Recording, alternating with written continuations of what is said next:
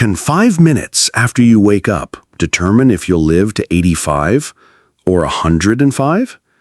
It sounds dramatic, maybe even a little unrealistic, but the truth is, those first few minutes after your eyes open hold more power over your long-term health than most people realize. Especially as you get older, how you begin your day has a ripple effect on how clearly you think, how steadily you move, how strong you feel, and ultimately, how long and well you live. Let's be honest, aging can be scary. The fears are real. Losing your memory, losing your balance, losing your independence. For many people over 65, every year can feel like a question mark. Will I still be sharp enough to drive? Will I still be able to climb stairs? Will I still recognize the people I love? It's overwhelming. But what if instead of waiting for decline to come knocking, you had a small set of tools to push back every single day? That's what this is about. Not pills, not prescriptions, not expensive equipment or 5-mile runs. Just 5 minutes. A simple morning ritual grounded in real science and clinical experience, designed to give your body and brain the signal they need. We're alive, we're in control, and we're not going quietly. These 5 micro habits don't ask for more than your attention and consistency. They ask you to show up for your own future and give you a proven path to do it. So if you've ever wondered whether it's too late to start taking better care of yourself, or whether small changes could still matter this late in the game, the answer is yes. Yes, it matters, and it starts tomorrow morning before your feet even hit the floor. First, let's talk about something most people overlook: what your body loses while you sleep. You might be resting, but inside, your systems are running non-stop. Your heart keeps pumping, your brain keeps processing, and every breath you take quietly pulls moisture from your body. By the time you wake up, you've already lost nearly half a liter of water without breaking a sweat.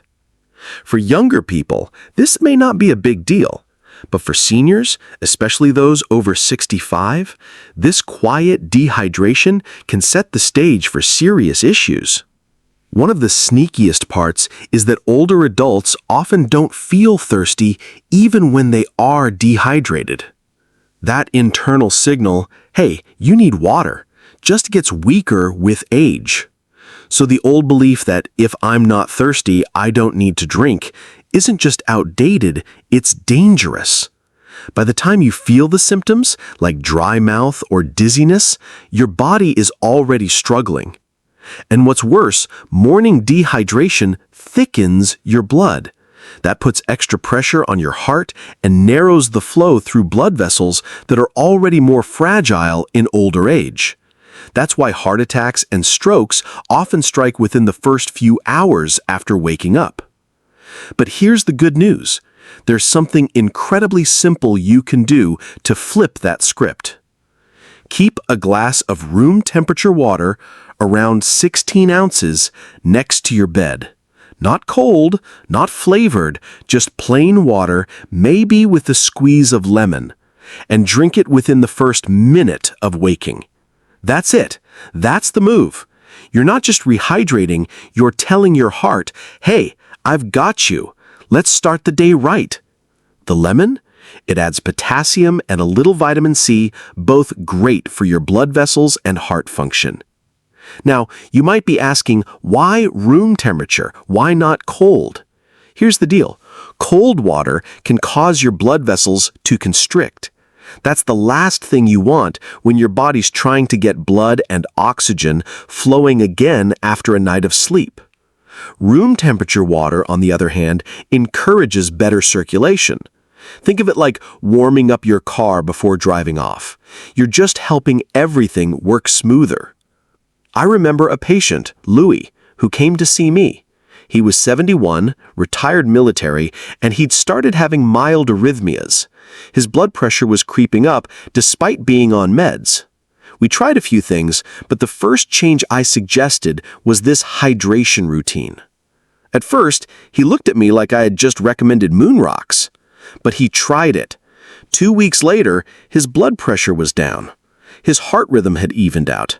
And more than that, he said he felt sharper and more alert, like someone had turned the lights back on in his body.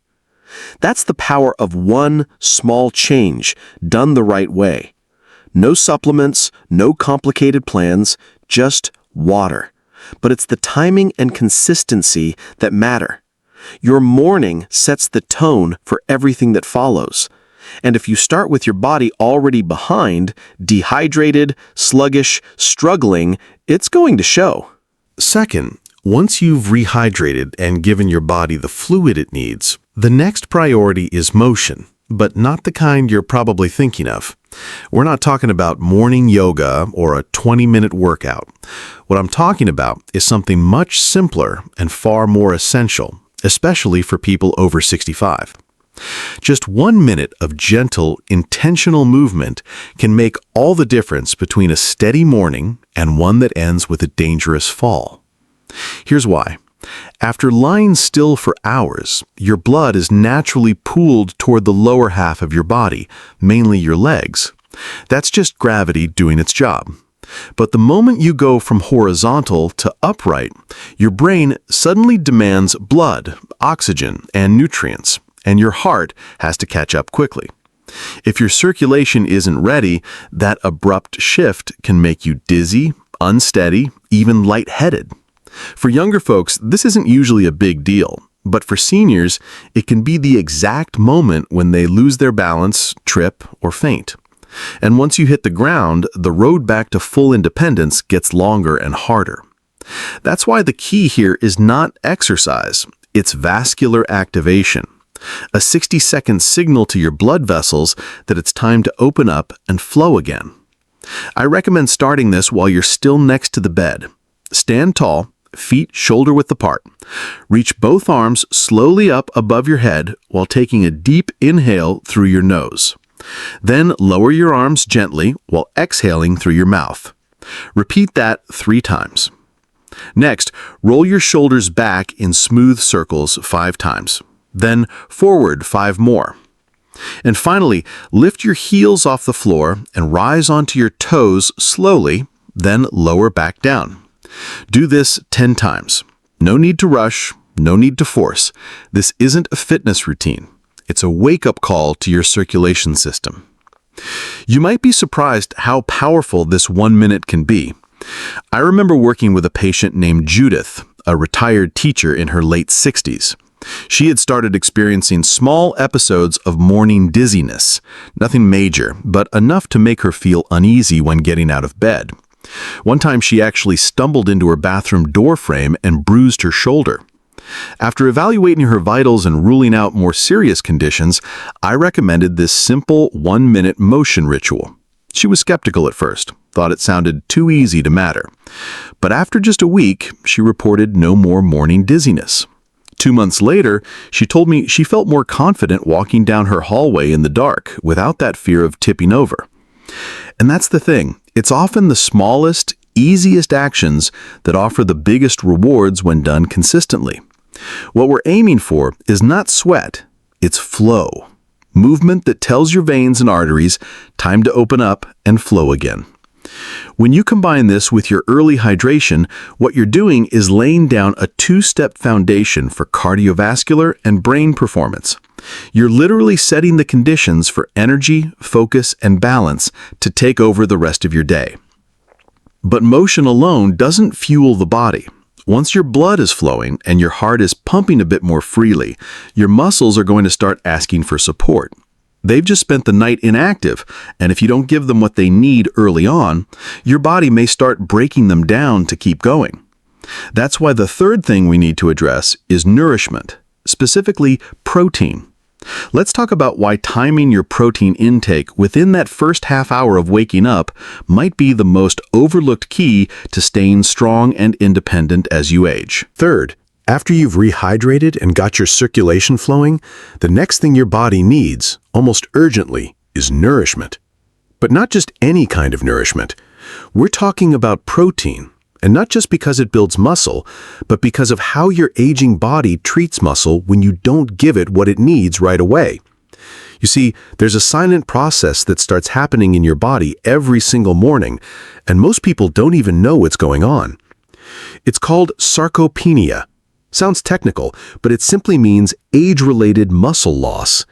And here's what's wild about it. It doesn't happen gradually over the course of the day. For older adults, it starts ramping up early in the morning, often before you even get out of bed. That's because the body, left unfueled, begins breaking down muscle tissue to create the energy it needs to function. Think about that for a second. If you're not eating soon after you wake up, your own body might be eating your muscles just to keep going. Now, there's something called the golden window, those first 30 minutes after waking. That's when your body is most primed to receive protein and actually use it to preserve muscle. Miss that window regularly, and it gets harder and harder over time to maintain strength, mobility, and balance. But hit it consistently, and you're sending a message to your body. We're not here to break down, we're here to build and protect. And here's the good news. It doesn't have to be complicated.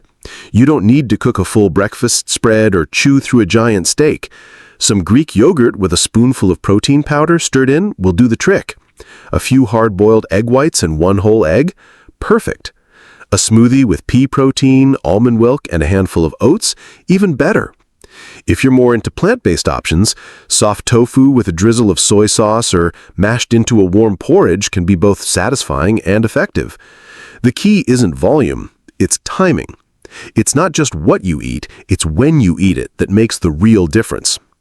I worked with a client named Frank, a 69-year-old former high school coach who had started to notice his legs weren't carrying him like they used to.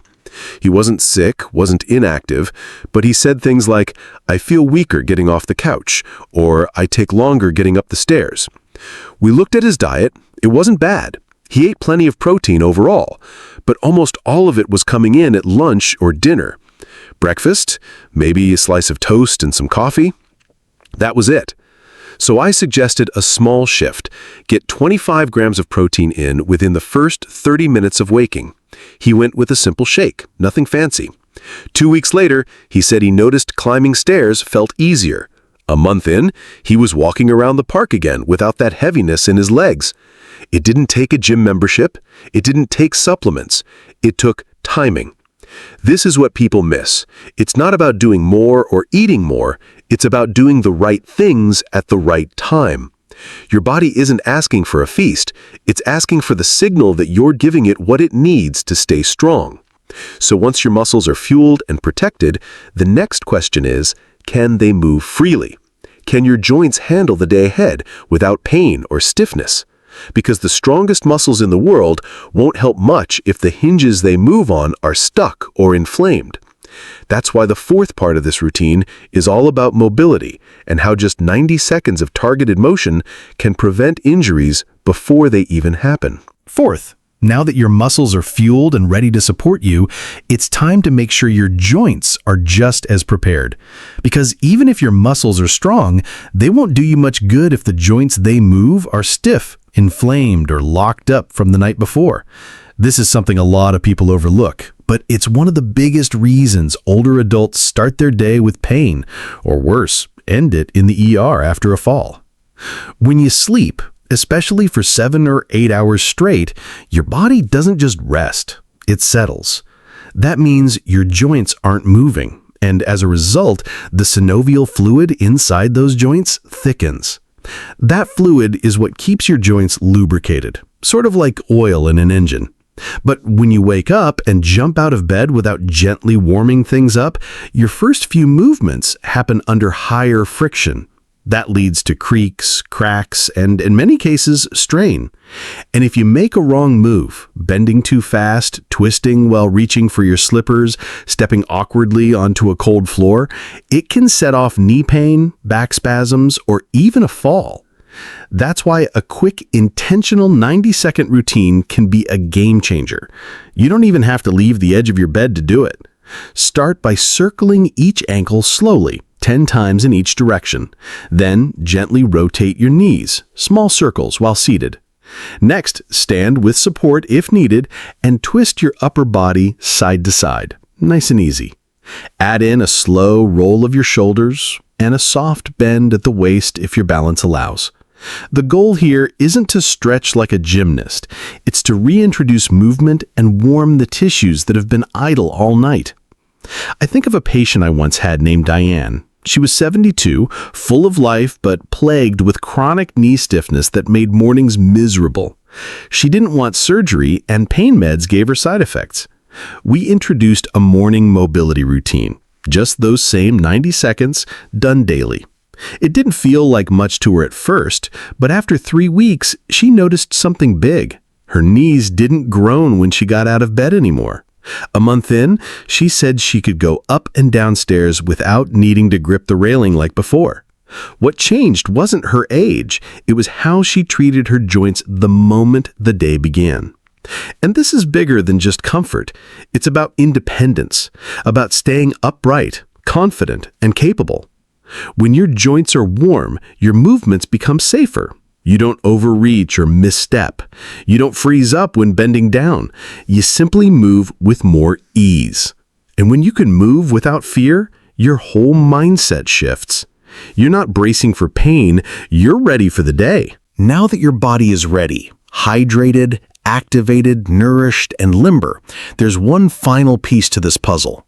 Because what good is a strong, flexible body if your mind is still stuck in a fog?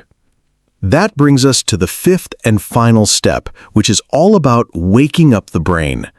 Not with caffeine or a crossword puzzle, but with a simple practice that taps into your brain's most powerful early morning state, its neuroplasticity window.